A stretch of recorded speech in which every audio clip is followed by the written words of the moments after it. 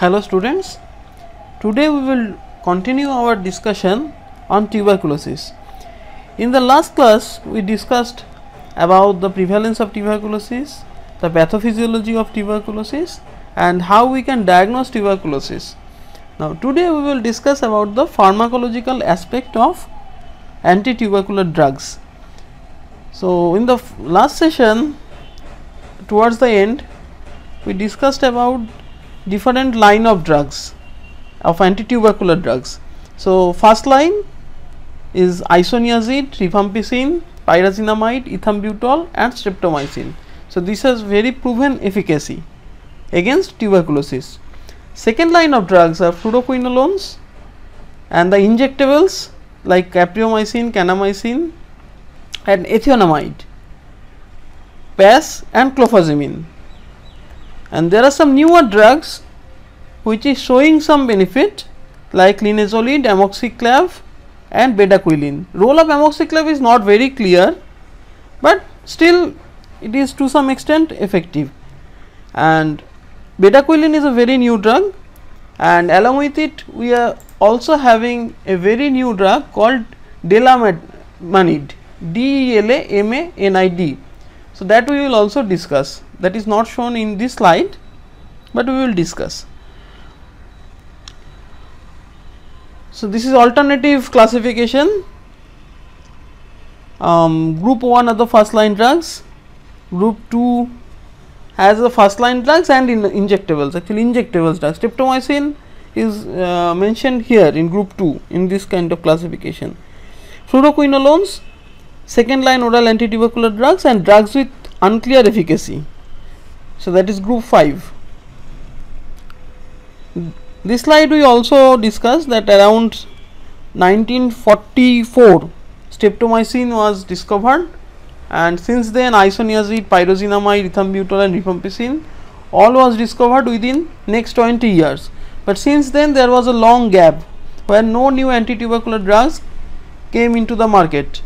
Maybe because that was not very prevalent, the tuberculosis was not very prevalent in developed countries, and in developing countries we do not manufacture new drugs, we only try to manufacture which is already there. So for 30 or 40 years there was no development as from the anti-tubercular drugs perspective. But then in 1980s came into the market new disease HIV, and then with the growing incidence of HIV, again the tuberculosis becomes relevant in developed countries also. So they again try to discover new drugs, and so we got some new drugs like moxifloxacin, linezolid, bedaquiline and delamanid. Now most of the anti-tubercular drugs acts by inhibition of either mycolic acid synthesis or via protein synthesis inhibition. That is the mainstay of drugs. So you can see here the isoniazid, this is one of the major first line drug. This inhibit mycolic acid synthesis. Ethambutol, another first line drug, and pyrazinamide also, all of them inhibit mycolic acid synthesis. And the new drug, that is delamanid, you will learn that it also inhibits mycolic acid synthesis. From other group of drugs, rifamycins are important and streptomycin. These are other first line drugs, and these drugs act by inhibition of protein synthesis or protein synthesis in different step, maybe by inhibition of RNA polymerase like rifamycin, that is rifampicin, rifabutin and rifapentin, or the streptomycins, that is aminoglycoside group, kanamycin, amikacin, streptomycin, all of them inhibits protein synthesis. The fluoroquinolones, they does not inhibit protein synthesis, but they inhibit DNA synthesis. So basically they act slightly higher pathway, higher in the pathway. And macrolides, of course, they are not very much effective, but still some macrolides has been shown some efficacy. Okay. Important drugs, newer drugs like bedaquiline, you can see here, bedaquiline acts by inhibition of ATP synthesis. You know that ATP synthesis is very important. It is present inside the mitochondria, in the mitochondrial wall. So, this is inhibited by beta-quilin, and the nitroimidazoles like delamanid, they produce reactive oxygen species and inhibit mycolic acid synthesis, and linezolid, oxazolidones like linezolid, they inhibit protein synthesis again. So, these are the basic mechanism of action. So, let us zoom into different drugs one by one and discuss their properties. Isoniazid is the most important antitubercular drugs, you can say. It is very much effective against very rapidly multiplying bacteria, and to some extent it can inhibit the growth of slowly multiplying bacteria. So, in this presentation you will see some cartoons like this. So, whenever you see this person firing, that means you will understand that the drug is bactericidal. Okay. So, isoniazid, this is bactericidal drug, you can see from the sign above, and the mechanism of action of isoniazid is to inhibit the synthesis of mycolic acid. Now, how they do it? First, isoniazid goes inside the cell of mycobacteria, inside the bacillus, and it is converted by CatG. Here it is a peroxidase basically, sorry. So, it is basically peroxidase. It first activates the isoniazid and it is converted into a radical, nicotinoyl radical. This nicotinoyl radical then forms adduct with NAD plus or NADP plus.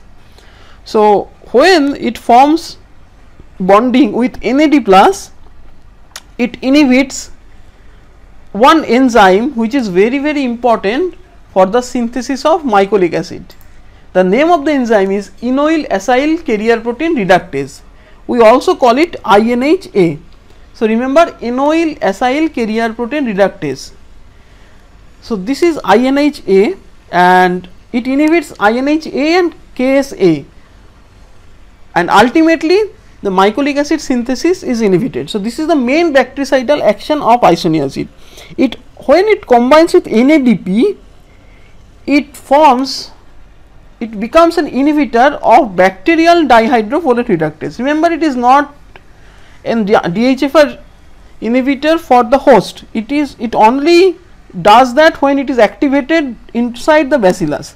So, inside the bacillus it is activated by CatG, then it forms adduct with NAD plus or NADP plus. The NAD plus isoniazid adduct, it inhibits INHA and KSA, which is basically very important for mycolic acid synthesis. Another product, that is the NADP product, it becomes inhibitor of DHFR, that is dihydrofolate reductase. So, it is kindly bacteriostatic kind of action.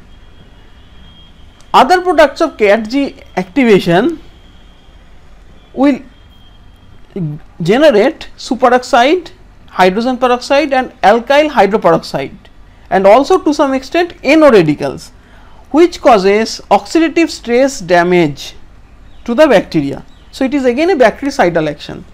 So, again you remember the mechanism of action. Main mechanism of action is the inhibition of mycolic acid synthesis. There are other mechanisms like activation of free radicals inside the bacillus and also inhibition of DHFR, and this is very important for the examination purpose. So, this was all about pharmacodynamics, and the pharmacokinetics is also very important for isoniazid, because isoniazid shows polymorphism. So, pharmacokinetic part you can see here. So, most of the isoniazid is converted by this N-acetyl transferase enzyme into N-acetyl isoniazid, but in some individuals this N-acetyl transferase is not very much active. So you can call it, what if the basic purpose of this enzyme is to acetylate. So if it cannot acetylate fast, then we can call them slow acetylator. So what happens for those who cannot acetylate very fast?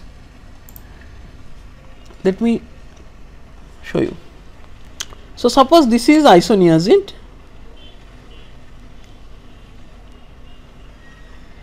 It is converted finally into it is finally converted into acetyl hydrazine. So acetyl hydrazine.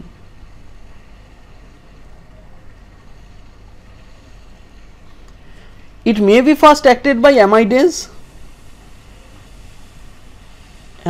here and become hydrazine,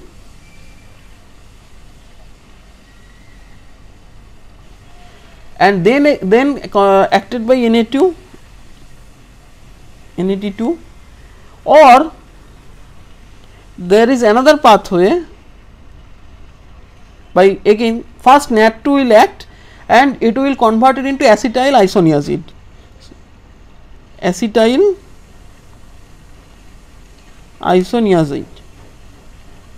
So first it can be acted by amidase when it becomes hydrazine, then by Na2 to by acetylation it becomes acetyl hydrazine, or it can first converted into this and then by amidase, the same enzyme acts here into acetyl hydrazine. So the problem is created by this. It is converted by CYP2E1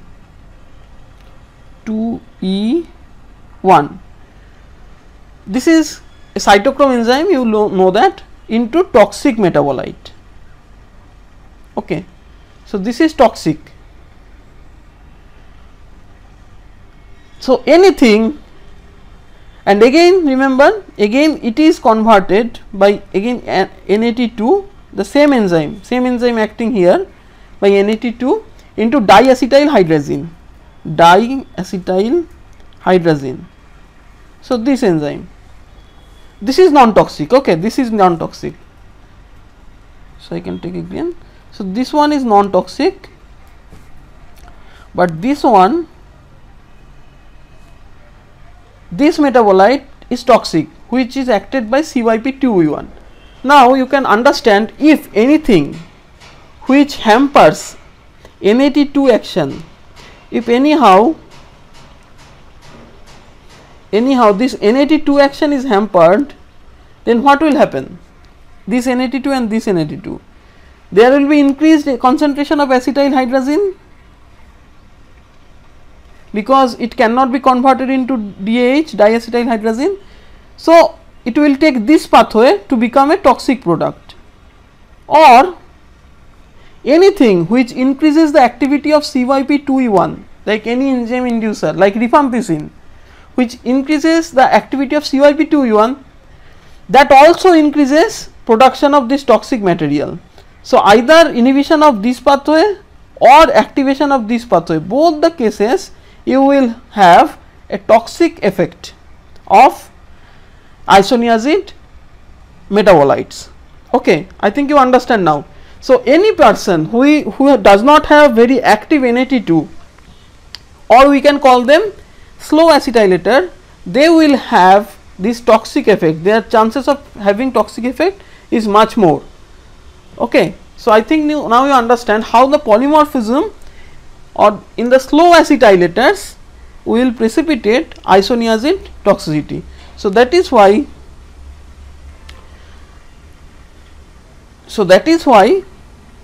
in the slow acetylators chances of hepatotoxicity and peripheral neuropathy is higher, especially peripheral neuropathy. If that is why I think you probably know that pyridoxine is supplemented along with isoniazid. So if a patient, so in the next line you can see the pyridoxine supplementation here. So if a patient does not get pyridoxine, there is 2% chance of developing peripheral neuropathy if he takes isoniazid daily. the chances will increase if the person is slow acetylator.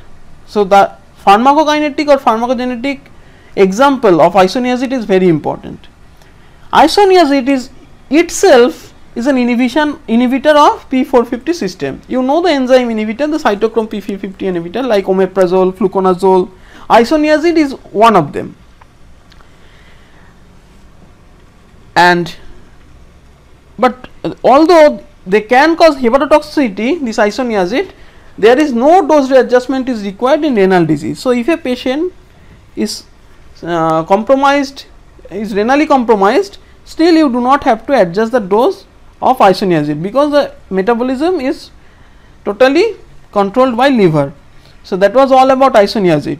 So, remember its mechanism action, its drug interaction and its polymorphism, and of course, its adverse drug reaction as hepatotoxicity. There are some cases of fulminant hepatitis has been reported with isoniazid.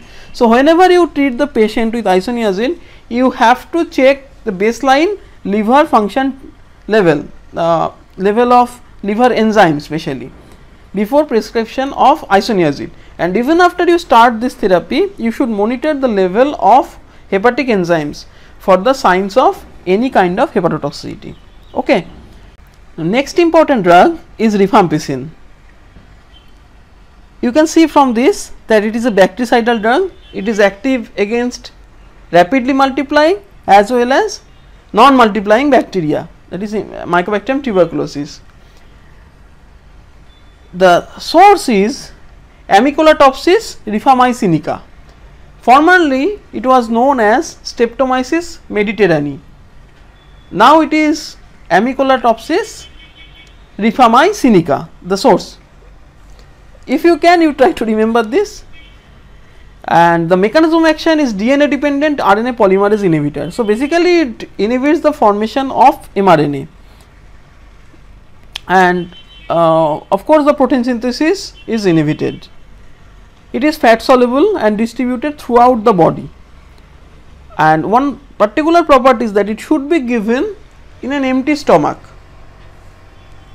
So, previously when there was different drug for different the tablet was different for each the drug. So, rifampicin we gave before the breakfast, but nowadays we use combination tablet, that all the 4 first line drugs like HRJD, that is isoniazid, rifampicin, pyrazinamide and ethamutal, all are combined in a fixed dose combination. So, we cannot maintain the after meal or before meal separation, but ideally it should be given before meal, and it is a very important enzyme inducer. So, it has very high drug interaction with different kind of drugs, especially for your in your syllabus there is a drug interaction with oral contraceptive pill. It induces the metabolism of OCP, that is estrogen and progesterone in the liver.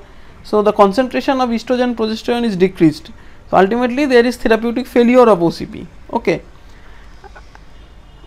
And if a person takes rifampicin for a long period or not long period, just after some time, there is reddish orange discoloration of urine, and that will help you to diagnose that patient is taking the drug or not. If his urine is reddish orange, that means he is taking the drug all right. Mechanism of resistance is RPOB gene mutation, which can be detected by cartridge based nuclear acid amplification technique, CBNAT, we discussed in the last day. So, the CBNAT not only give the report of tuberculosis, it also give the report of rifampicin sensitivity simultaneously. The RPOB gene mutation is the alteration of target. So, rifampicin cannot bind its target, that is the RNA polymerase.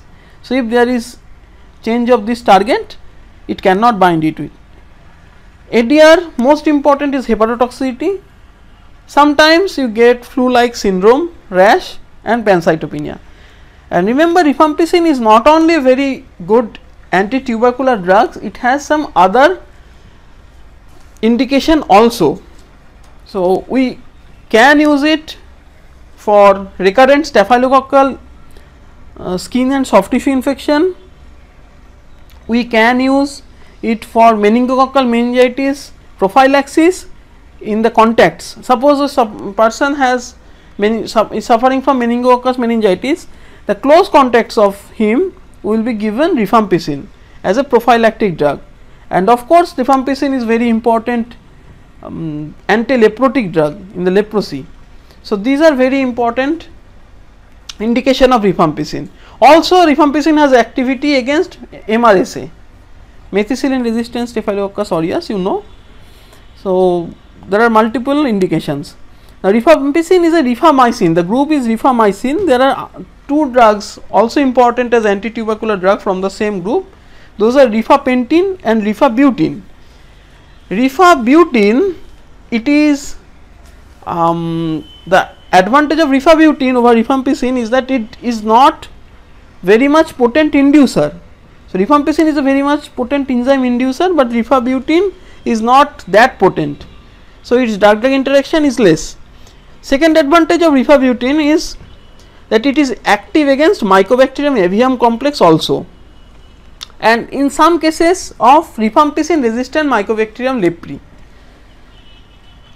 The advantage of rifapentin over rifampicin is that it has longer duration of action.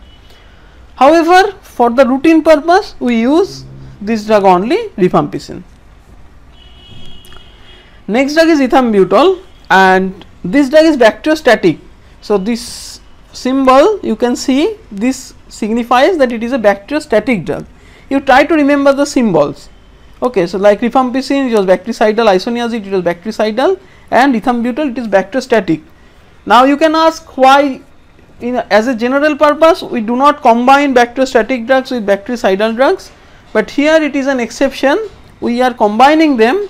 Why we are combining them? Because tuberculosis bacteria is present in different forms. Some type of bacteria it is rapidly multiplying, some other bacteria it is only staying and holding back, and it is looking for the opportunity.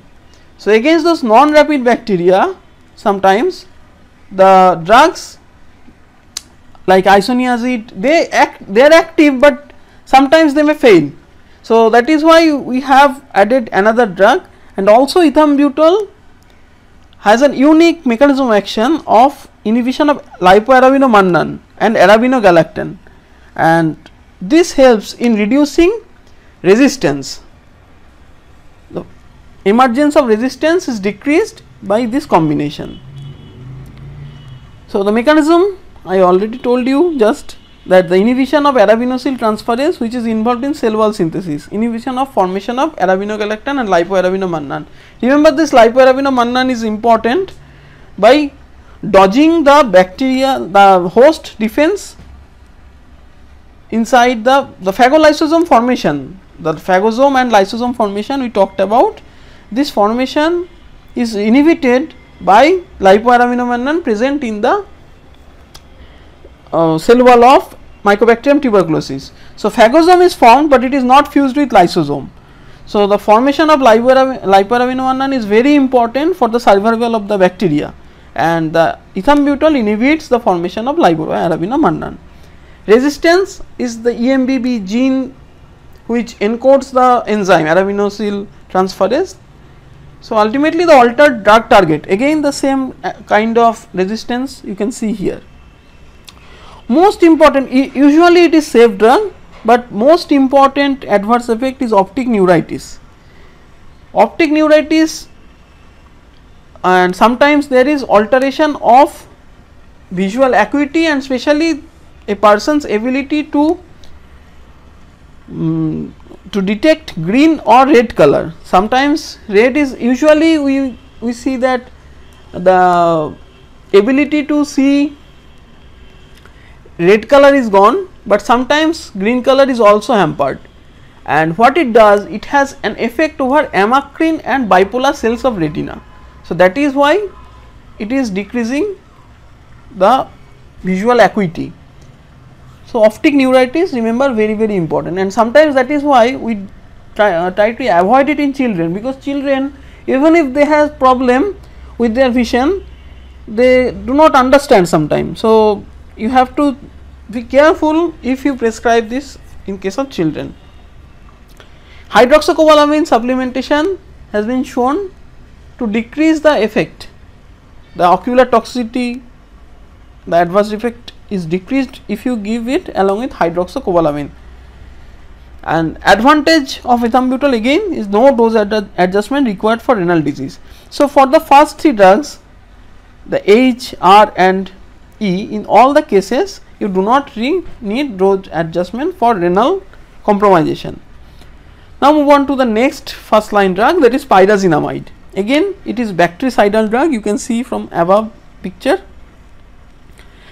Mechanism of action, it is converted by mycobacterial pyrimidase into its active form, that is pyrazonic acid.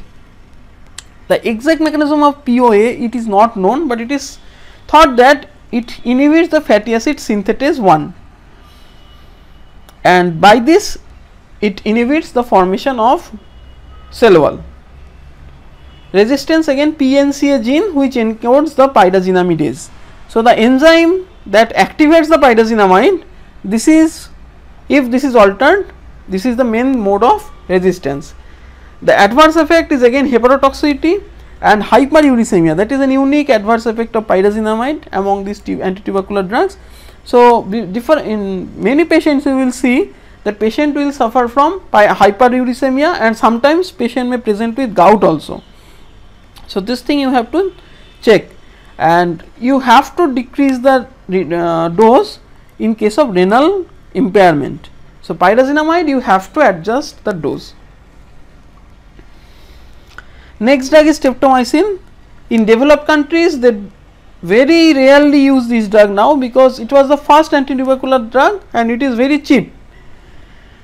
But the main problem is the high level of resistance, especially by RS and RPSL. These two gene mutation is the most common, and you will see that it is very high amount of resistance is seen in case of streptomycin. Another problem of streptomycin is that it is injectable. Third problem is that as it is an aminoglycoside, it is nephrotoxic, it is ototoxic, it is neurotoxic. So, taken all together, the developed countries do not use this drug anymore, but in developing countries like us, this drug is still being used, but not for new cases, but for previously treated cases. I will discuss the regime after some time. So, streptomycin, remember it is the first drug that was introduced, it is cheap, that is the only advantage we have, the cheap, okay. But otherwise we should not use it much because of its adverse effect and the high chance of resistance. Mechanism of action, protein synthesis inhibition by binding to 30S enzyme. So, it causes misleading of tRNA. Now, move on to second line drugs.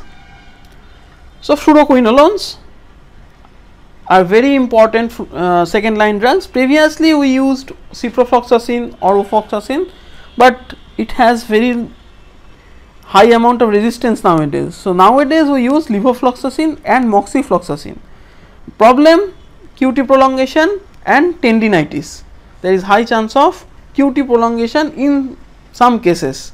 Another injectable second line drugs are capreomycin, kanamycin, amikacin. Now, capreomycin, it is not an aminoglycoside, okay. It is, you do not think that it is like kanamycin or amikacin. Capreomycin acts by inhibition of protein synthesis inhibition, but it is not an aminoglycoside, it is a glycopeptide. Kanamycin and amikacin is just like streptomycin, but we use them for drug resistant cases only. These are second line drugs which are bacteriostatic.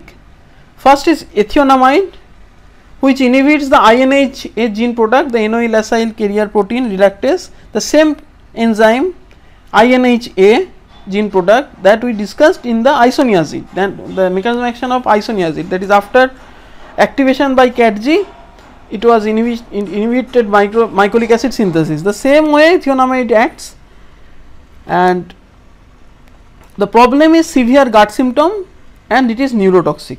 So, isoniazid has neurotoxicity, it also has neurotoxic effect, the ethionamide.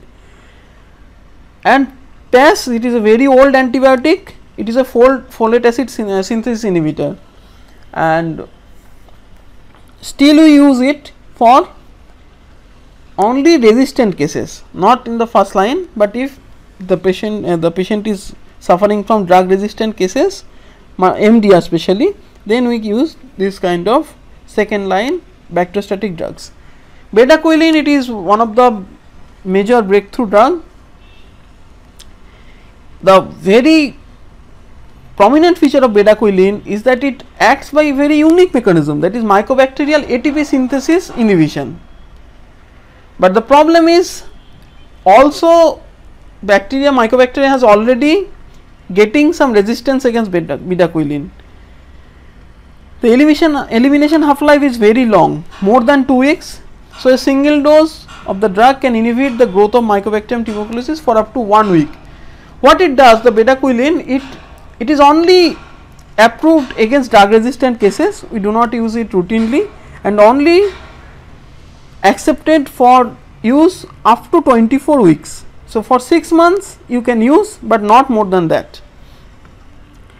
The good thing about bedaquiline is that it decreases the Mycobacterium concentration or Mycobacterium positivity in the AFB positivity in the sputum very quickly, and it decreases the length of therapy.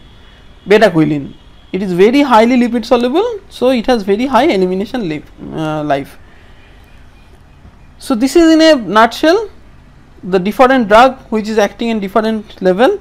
So, mycolic acids biosynthesis inhibited by isoniazid, prothionamide and ethionamide, and also delamanid. Delamanid, it creates reactive oxygen species, you can see here, but it also inhibits mycolic acid synthesis. Moxifloxacin, gatifloxacin, it inhibits deoxygenase.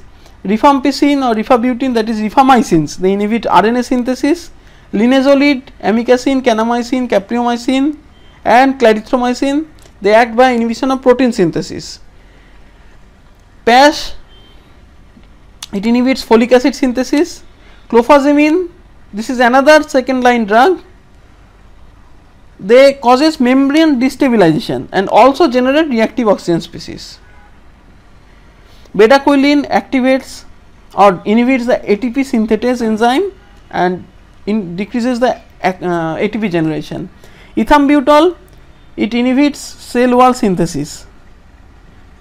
Meropenem and amoxiclav and also cycloserine. Cycloserine is another drug which inhibits peptide to glycan synthesis. So, this was all the drugs taken together and shown in this slide, that how different drugs are acting at different level. So, try to remember the slide, and if you remember the slide, you will remember the mechanism of action as well as the name of the drug. Now, mechanism of resistance, mainly by alteration of drug target.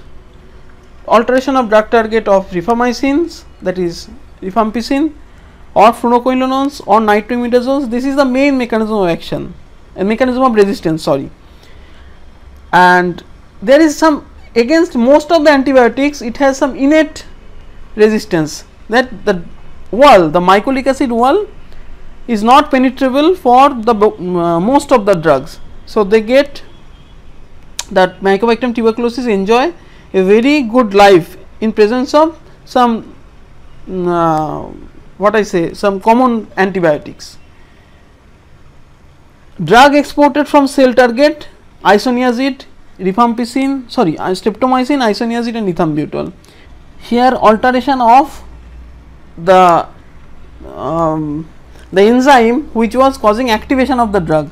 So, you know that isoniazid requires activation by CATG, pyrazinamide should be converted to pyrazinoic acid before it can act. So, this kind of drug enzyme, the enzyme that was activating the drug inside the cell, alteration of that enzyme will cause resistance, and of course, main part is again the alteration of drug protein structure, altered drug target, that is rifamycin, ethambutol, streptomycin. Most of the drugs resistance is caused by this mechanism, and in a nutshell, this is the mutation of, this is a list of genes which causes different kind of mutation against different kind of drugs. So isoniazid, CATG mutation, if CATG is mutated, then drug will not be active, the peroxidase system will not be activated.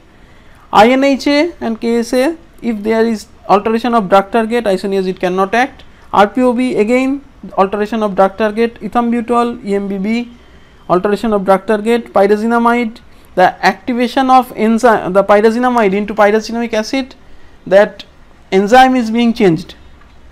And fluoroquinolone, GYRA and GYRB, so it is related to gyrase. You know that DNA gyrase, that is the main drug target of fluoroquinolones.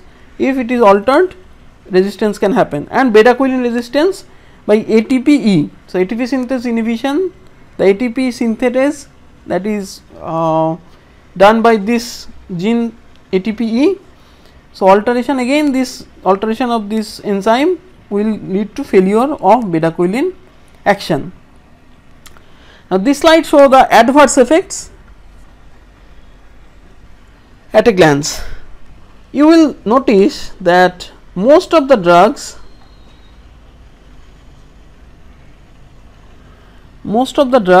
will cause hepatitis. So you can see here, here and here.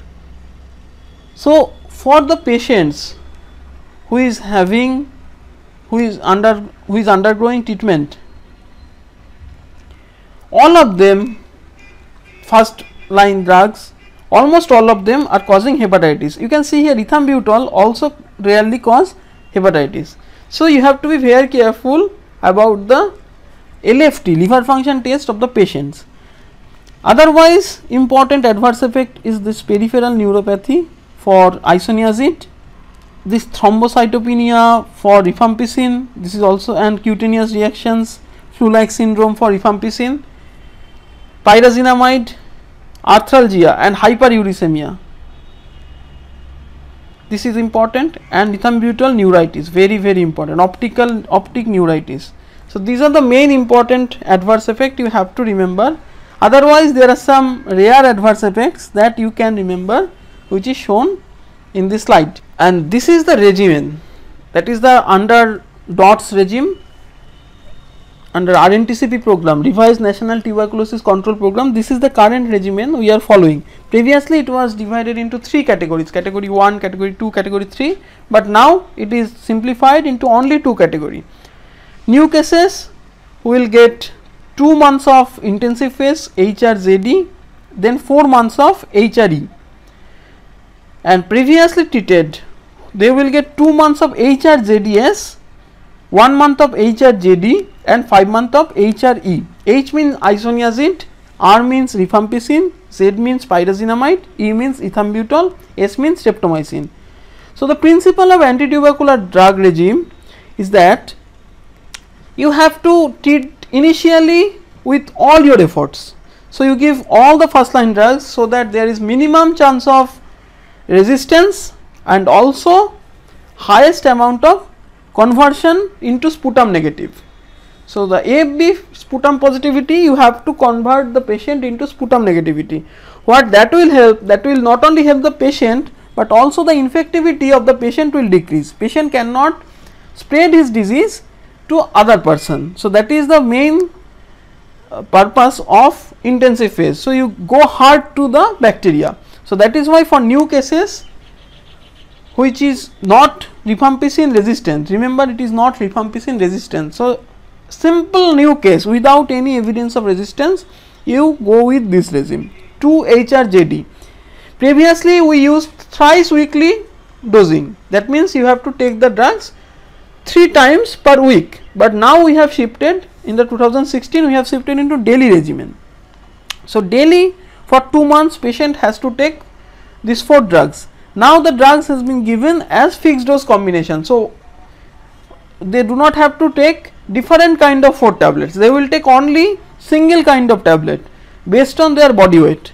I will discuss that in the next class, that how different regime will be different in case of different body weight and other factors based on resistance, based on pregnancy and lactation, based on hepatic and renal problem.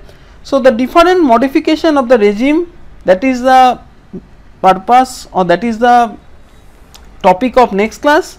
For today we learned about different first line drugs, details of first line drugs, to some extent about second line drugs, and the regime, which is very simplified regime, new and previously treated.